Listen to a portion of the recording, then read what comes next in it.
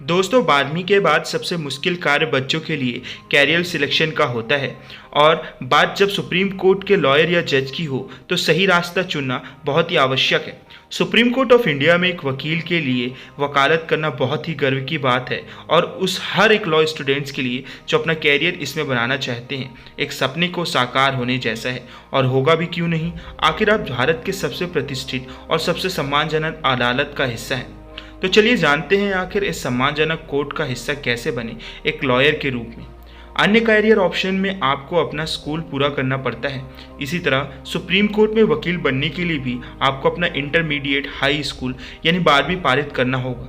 इससे कोई फर्क नहीं पड़ता कि हाई स्कूल में आपके पास क्या विषय थे। अधिकांश छात्र यह भी सोचते हैं कि अगर मुझे सर्वोच्च न्यायालय में वकील बनना है तो मुझे अपने कक्षा में अच्छे नंबर लाने होंगे। हालांकि अच्छे नंबर से पास होना अच्छी बात है, पर यह सोचना कि क्लास में सबसे ज़्यादा नंबर मेरी ही होने चाहिए या मेरे परसेंट काफ़ी अच्छा होना चाहिए तभी मैं सुप्रीम कोर्ट में एक वकील बन सकता हूँ, ये गलत फहमी है जो कि बहुत से छात्रों को होती है सही गाइडेंस ना मिलने से।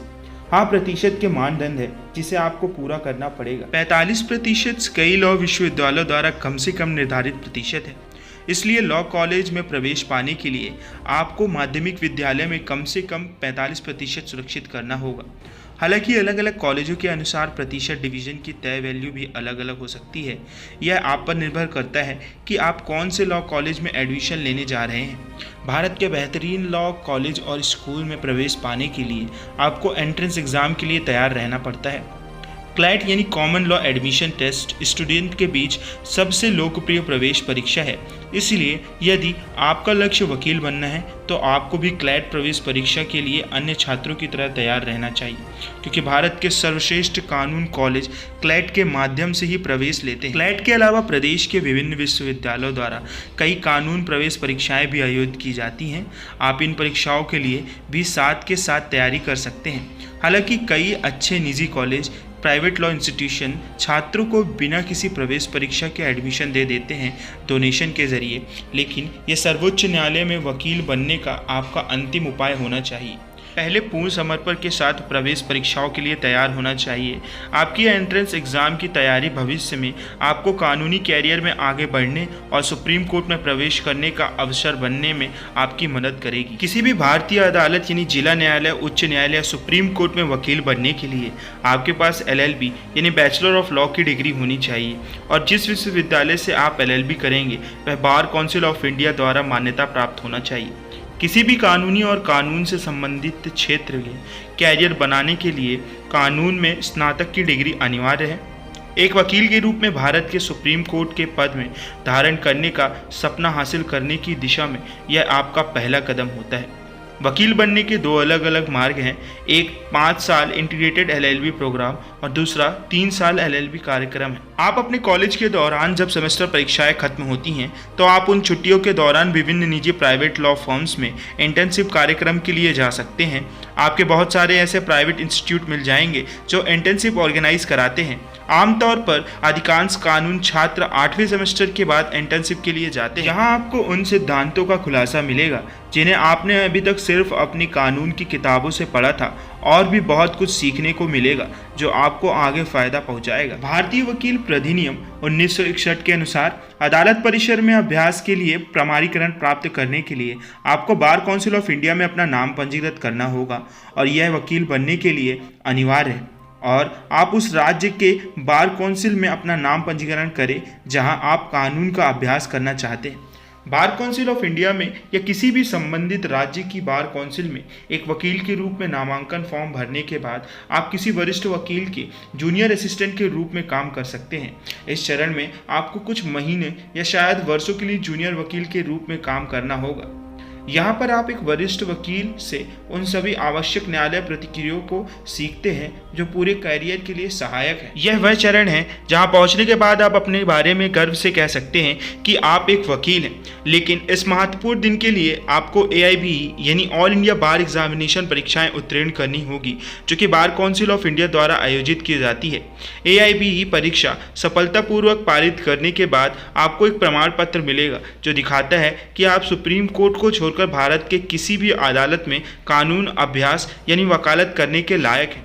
आप आधिकारिक तौर पर भारत की बार कौंसिल या संबंधित राज्य बार के सदस्य बन गए हैं और यहाँ से आपकी यात्रा सुप्रीम कोर्ट के वकील बनने की शुरुआत होती है। अब आप एक वकील बनने का लक्ष्य पूरा कर चुके हैं, इसलिए अब आप एक भारतीय सब ऑर्डिनेट कोर्ट और किसी भी राज्य के उच्च न्यायालय में कानून के अभ्यास कर सकते हैं। कोई भी वकील जो भारत के माननीय सर्वोच्च न्यायालय यानी सुप्रीम कोर्ट का हिस्सा बनना चाहता है, उसे न्यायालय कानून और मुकदमेबाजी के कुछ निश्चित अनुभव होना चाहिए और वर्तमान में अभ्यास में होना चाहिए। भारतीय न्यायालयों में 5 वर्षों के कार्य अनुभव प्राप्त करने के बाद आपको सुप्रीम कोर्ट के किसी वरिष्ठ वकील के तहत 1 साल का ट्रेनिंग लेना होगा। इसका मतलब है कि LLB की पढ़ाई पूरे करने के बाद आपको भारत सरकार के सबसे सम्मानित न्यायालय का हिस्सा बनने के लिए कम से कम 6 साल तक अध्ययन और काम करना होगा। इस प्रशिक्षण अवधि में आपको बेहतर समझ मिलेगी कि न्यायिक प्रणाली सबसे ऊंचे स्तर पर कैसे काम करती है, भारत में सुप्रीम कोर्ट के मामलों, प्रक्रिया और अन्य उपयोगी चीज़ों के साथ कैसे निपटा जाए जिन्हें आपने कभी अपने कानून कैरियर में नहीं सीखा था। आइए पहले समझते हैं कि एडवोकेट ऑन रिकॉर्ड यानी AOR का क्या अर्थ होता है। सुप्रीम कोर्ट 3 स्तरीय न्यायिक पदानुक्रम प्रणाली, उच्च न्यायालय और जिला न्यायालय के ऊपर से उच्चतम न्यायिक मंच है और भारत में किसी भी केस के खिलाफ अपील करने या इंसाफ मांगने की अंतिम अदालत। इसलिए सुप्रीम कोर्ट ऑफ इंडिया का हिस्सा बनने के लिए आपको कानून के क्षेत्र में अच्छा ज्ञान होना चाहिए। आपके कानूनी ज्ञान और कौशल का प्रशिक्षण करने के लिए सुप्रीम कोर्ट ने AOR परीक्षा लेने का फैसला किया। इसका मतलब है कि अगर कोई जिसके पास कानून की डिग्री है और वकालत में अनुभवी है, सर्वोच्च न्यायालय परिसर में कानून का अभ्यास करना चाहता है, तो उसे एडवोकेट ऑन रिकॉर्ड में अपना नाम पंजीकरण करना होगा और सुप्रीम कोर्ट बार काउंसिल का मेंबर बनना होगा। सुप्रीम कोर्ट में प्रत्येक वकील, चाहे वह जूनियर या सीनियर हो, हर किसी लॉयर को एडवोकेट ऑन रिकॉर्ड की सूची में अपना नाम पंजीकृत करना होता है। सुप्रीम कोर्ट के लॉयर एडवोकेट को एडवोकेट ऑन रिकॉर्ड भी कहा जाता है और एडवोकेट ऑन रिकॉर्ड बनने के लिए आपको AOR परीक्षा उत्तीर्ण करनी होगी, इसलिए आपको इसके लिए आवेदन करने की आवश्यकता है। लेकिन इसके पहले कि आप अपना नाम एडवोकेट ऑन रिकॉर्ड यानी AOR एग्जाम में नामांकन करें, आपको भारत में सुप्रीम कोर्ट द्वारा निर्धारित कुछ मानदंडों को पूरा करना होगा। पहला, उम्मीदवार को किसी भी भारतीय अदालत के कम से कम 5 साल का वकालत करने का अनुभव होना चाहिए और आवेदन करने के समय भी वकालत करता हुआ होना चाहिए। दूसरा, सुप्रीम कोर्ट के वकील बनने की कतार में आने के लिए आपको किसी भी राज्य के न्यायालय और निचले न्यायालयों में 5 साल का मुकदमा लड़ने का एक्सपीरियंस होना ही चाहिए। आवेदक को 1 साल के लिए सुप्रीम कोर्ट के किसी वरिष्ठ वकील के साथ प्रशिक्षण होना होगा। ध्यान रखें, जिस वकील के साथ आप प्रशिक्षण ले रहे हैं, कम से कम वह पिछले 5 साल से एडवोकेट ऑन रिकॉर्ड होना चाहिए। AOR परीक्षा आपके कौशल और ज्ञान की जांच करती है और यह सुनिश्चित करती है कि आप सुप्रीम कोर्ट के वकील बनने के लिए सही हकदार हैं या नहीं। यह उस हर एक वकील के लिए एक अनिवार्य परीक्षा है जो एडवोकेट ऑन रिकॉर्ड का खिताब पाना चाहते हैं और अपना नाम सुप्रीम कोर्ट ऑफ इंडिया के वकीलों के लिस्ट में शुमार करना चाहते हैं। AOR परीक्षाएं भारत के सुप्रीम कोर्ट की देखरेख में आयोजित की जाती हैं और हर साल यह परीक्षा भारत के नए प्रतिभाशाली और भावुक वकीलों के लिए आयोजित की जाती है।